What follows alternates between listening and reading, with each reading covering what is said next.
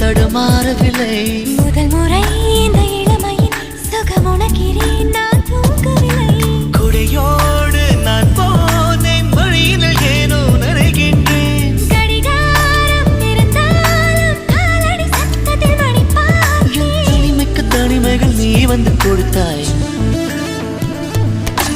விழியில் வந்து விழுந்தேன் அந்த நொடியில். என் எதிர்காலம் நீதான் என்று உயிர் சொன்னதே.